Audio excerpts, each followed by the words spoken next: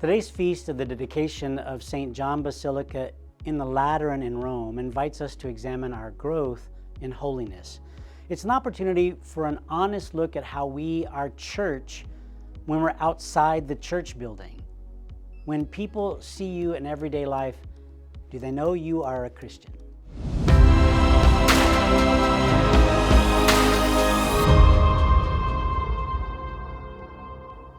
Hi, my name is Father James Burkhart. I'm the pastor of Christ the Good Shepherd Catholic Community in Spring, Texas.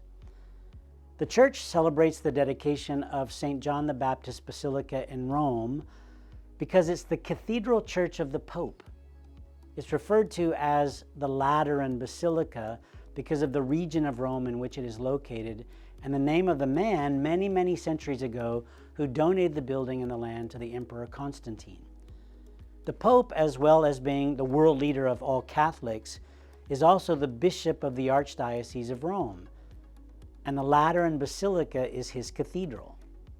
Many people may be surprised by this. They think that St. Peter's Basilica is the cathedral, but it is not true. The name of the basilica in the Lateran is called St. John, and it's actually dedicated to both St. John the Baptist and St. John the Evangelist. In both Old and New Testament readings, we see the importance that the temple had for the Jewish people. Their belief was that God dwelt in the Holy of Holies in the temple. Literally, God's sacred earthly presence dwelt in the tabernacle built by Moses that was in the Holy of Holies in the temple. We can hear that in the beautiful reading from the great prophet Ezekiel. Wherever the river from the temple flows, every sort of living creature that can multiply shall live, and there shall be abundant fish along the banks of the river. Fruit trees of every kind shall grow. They shall be watered by the flow from the sanctuary.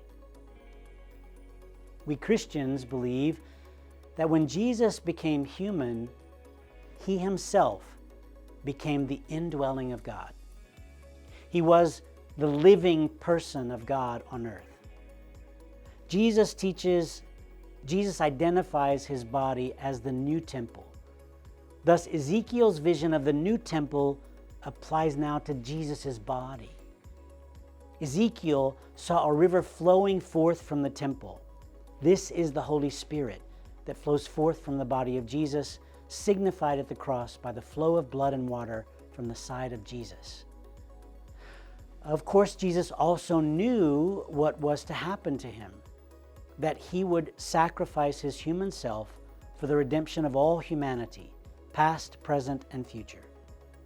Thus, on Holy Thursday, Jesus gathered for the Passover feast. But that Last Supper was different than any other Passover feast. That supper, Jesus blessed, broke, and gave bread.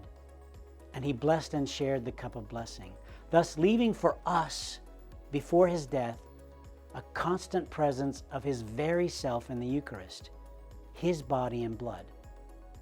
Jesus told the apostles to remain in Jerusalem until the coming of the Holy Spirit, and on the Feast of Pentecost, tongues as of fire came and rested upon them.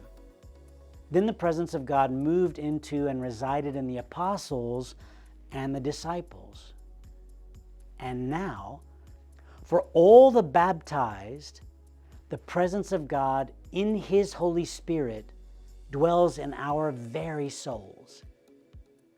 Our readings and the celebration of the mother of all basilicas, St. John in the Lateran in Rome, this week, reminds us that the church is not a building, but the church, the baptized, need a building in which to worship.